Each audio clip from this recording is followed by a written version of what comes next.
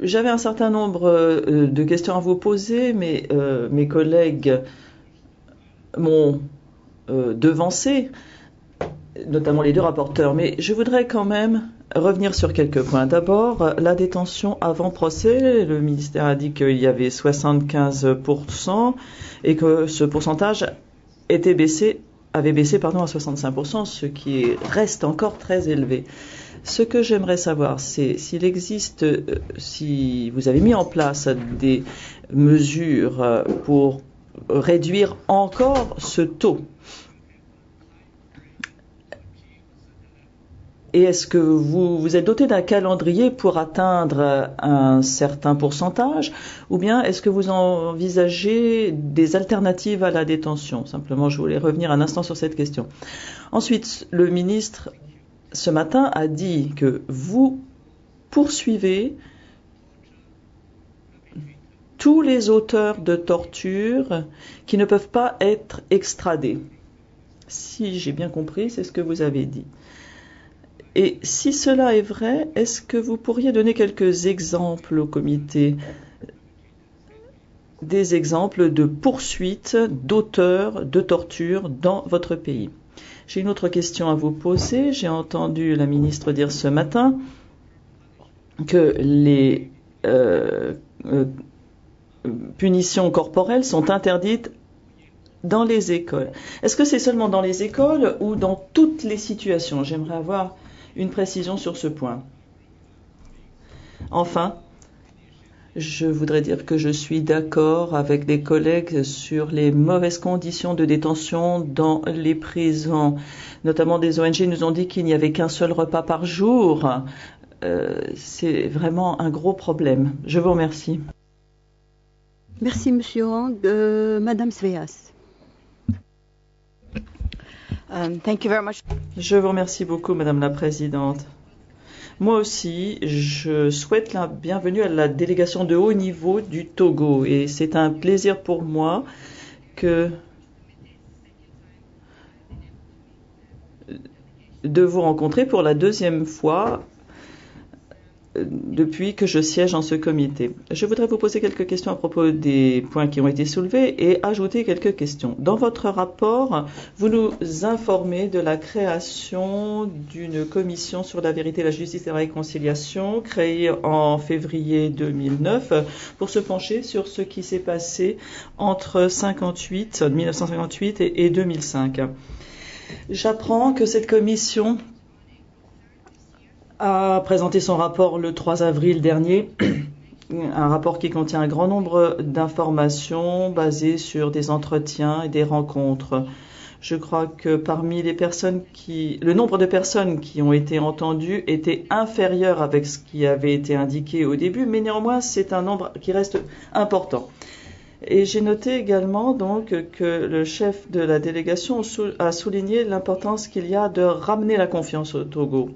Avant tout, il faut féliciter l'État partie d'avoir créé cette commission de la justice, de la vérité et de la réconciliation. Surtout compte tenu des mots du ministre à propos de la confiance dans une culture de méfiance, la confiance qui est à rechercher. D'où ma première question. Quelles sont les mesures que vous envisagez? Parce que le mois d'avril, c'est pas très ancien. Donc, qu'est-ce que vous avez envisagé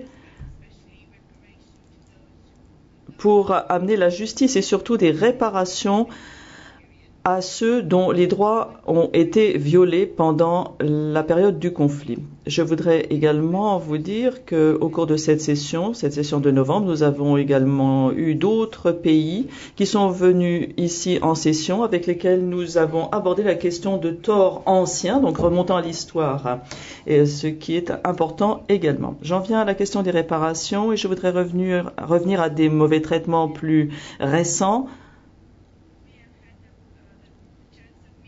Nous avons eu la possibilité de rencontrer l'ONG Asvito, ici même au comité, une ONG qui nous a donné un certain nombre d'informations importantes pour nous.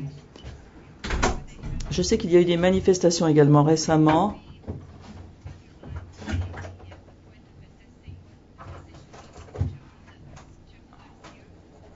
demandant de revenir sur les décisions de septembre de l'année dernière. Donc, y a-t-il eu des enquêtes sur les nombreux cas de maltraitance décrits par ce groupe dans son rapport? Sera-t-il possible d'envisager des réparations supplémentaires pour des exemples de torture assez extrêmes auxquels certains d'entre eux ont été exposés et éventuellement donc des possibilités de réadaptation? Parlant de réadaptation et de réhabilitation, je voudrais parler de la formation du personnel de santé également. Monsieur Gaille et Monsieur Marigno ont tous les deux parlé de la formation telle qu'elle est traitée dans le protocole d'Istanbul. Dans vos réponses aux questions sur l'article 10, vous dites qu'il y a plusieurs groupes qui ont reçu une formation, mais je ne vois pas d'aperçu général de formation du personnel de santé, c'est-à-dire leur permettant de détecter ou d'évaluer des séquelles après des mauvais traitements psychologiques et physiques, ce qui est un point de départ qui est très important, mais également une formation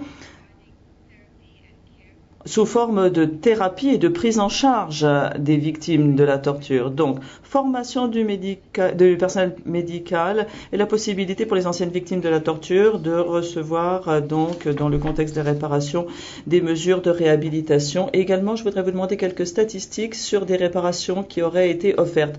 Je sais que ce matin, la délégation nous a parlé de modifications législatives, notamment donc dans le cas d'une personne qui aurait subi des torts de la part de la justice. Donc pour ces personnes, la possibilité d'avoir des réparations, mais je voudrais un complément d'information. Alors, je voudrais en venir à la formation non seulement du personnel médical, mais également de la police et du personnel de l'application des lois, donc formation aux droits de la femme. Je me base sur votre rapport au paragraphe 87 et 88 du rapport de l'État partie. Nous trouvons une référence à des plaintes de violences sexuelles à l'encontre des femmes. Est-ce qu'il s'agit seulement de violences sexuelles commises dans les prisons sur des prisonnières, mais est-ce qu'il s'agit également d'une situation qui concerne les femmes plus généralement en dehors des prisons et d'une possibilité qu'elles auraient de se plaindre de violences sexuelles qu'elles auraient subies? Nous apprenons que dans certains cas, les femmes se plaignent de violences sexuelles, mais que la police ne donne pas suite ou n'est pas très réceptive. C'est également le cas des violences subies à la maison. Donc, renforcement des dispositions législatives en matière de violence à l'égard des femmes, avec possibilité de plainte, d'enquête et évidemment de sanctions pour des actes de violence très graves contre les femmes, ce serait quelque chose sur quoi nous aimerions avoir des informations. Est-ce que j'ai encore une minute, Madame la Présidente? Je voudrais poser une question concernant les mineurs.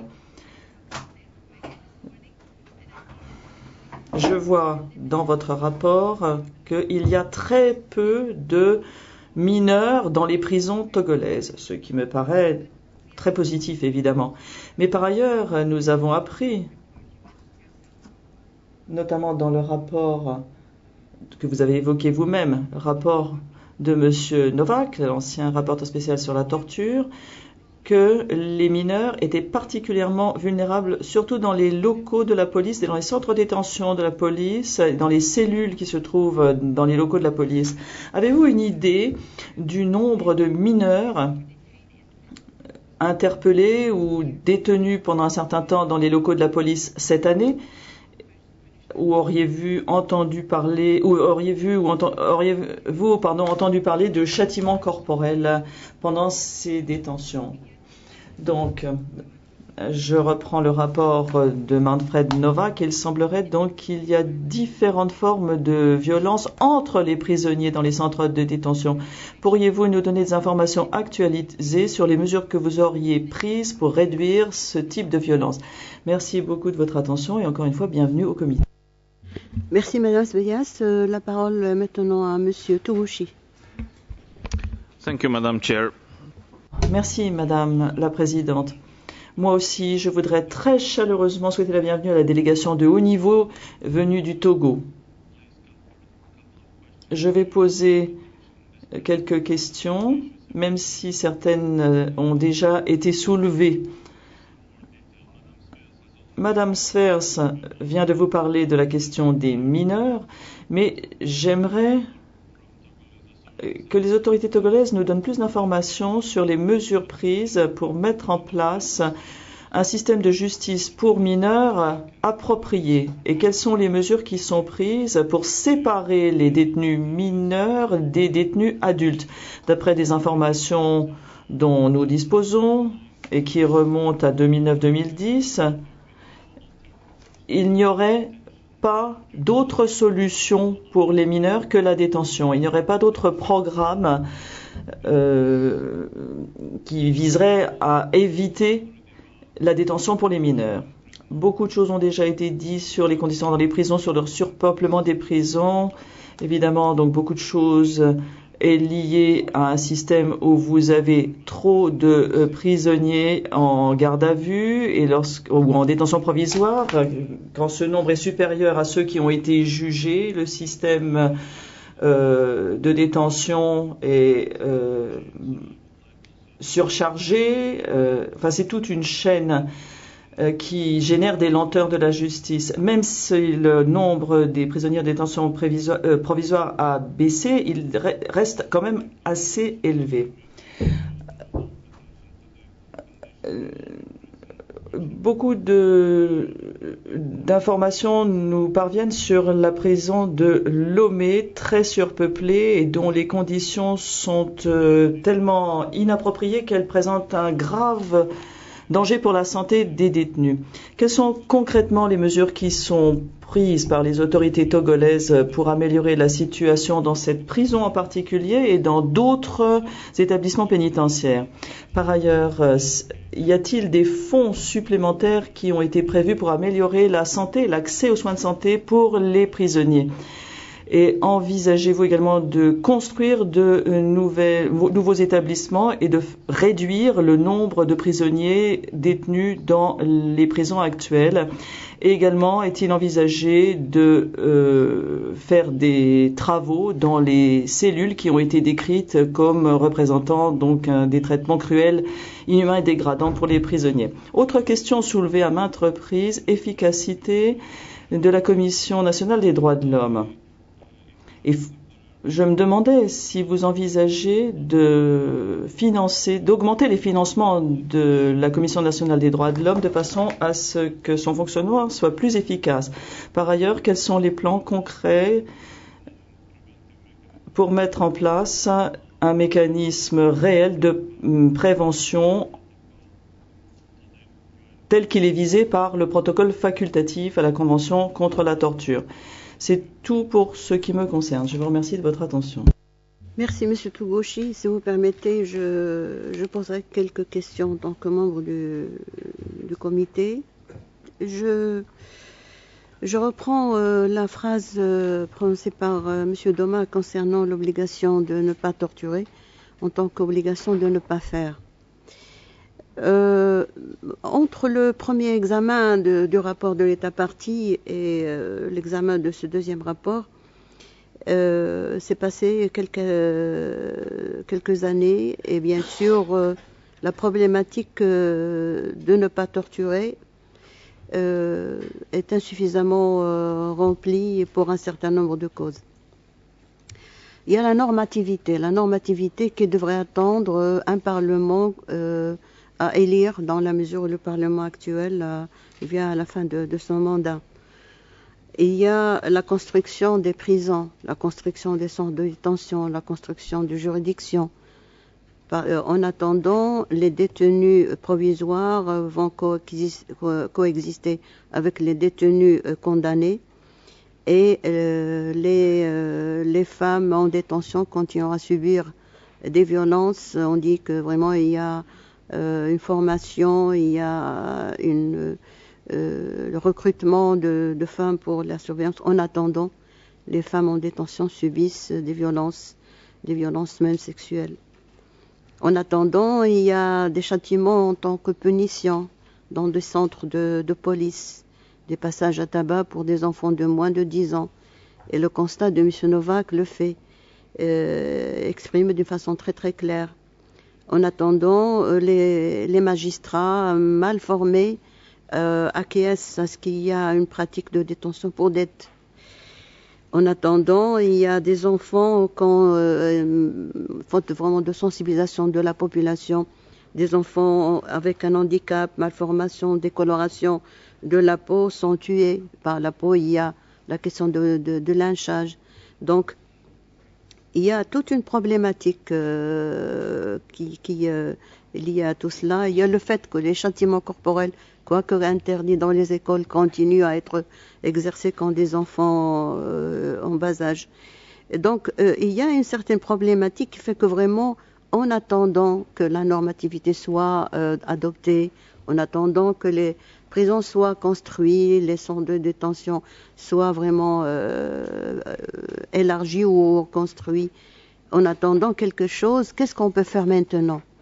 La torture, c'est quelque chose qui ne peut pas attendre. Il faut qu'il y ait un projet, comme l'a dit M. Domin, un projet assez clair pour déterminer les objectifs. Qu'est-ce qu'on peut faire à court terme, à moyen terme, à long terme? J'aimerais bien poser ces questions à l'État partie, parce que vraiment on est très très inquiet sur l'évolution des choses, tout en tenant compte de l'effort énorme fourni par l'État pour mettre fin à cette situation. Je m'adresse à M. Bruni et à M. Gaillet pour un peu plus de questions concernant ce deuxième rapport. À vous la parole, M. Bruni. Oui, merci Madame la Présidente. Moi, je voudrais faire part à la délégation d'un document qui malheureusement est arrivé seulement après la fin de mon intervention, mais qui donc m'a été remis, donc apparemment ça vient, ce document, de la Commission nationale des droits de l'homme, et s'intitule sur la situation de la torture au Togo. Et franchement, je l'ai lu rapidement. Il y a des passages qui font un peu réfléchir. Et je vous les donne, justement, c'est votre commission nationale, donc je voudrais avoir vos commentaires. Un premier passage qui dit que les victimes des actes de torture ne sont pas en mesure d'obtenir des réparations ou la cessation des actes incriminés lorsqu'elles s'adressent à la Commission nationale des droits de l'homme. Et ces victimes ne peuvent pas poursuivre leurs bourreaux devant les tribunaux car le droit positif du pays ne prévoit aucune disposition réprimant la torture et les actes subséquents. Là, c'est grave comme allégation. La Commission nationale, puis ça encore, n'ayant pas été associée à la mise en œuvre de ces recommandations, c'est les recommandations de février 2012, elle n'est pas en mesure de dire exactement de l'état de leur efficacité et de faire un bilan de suivi.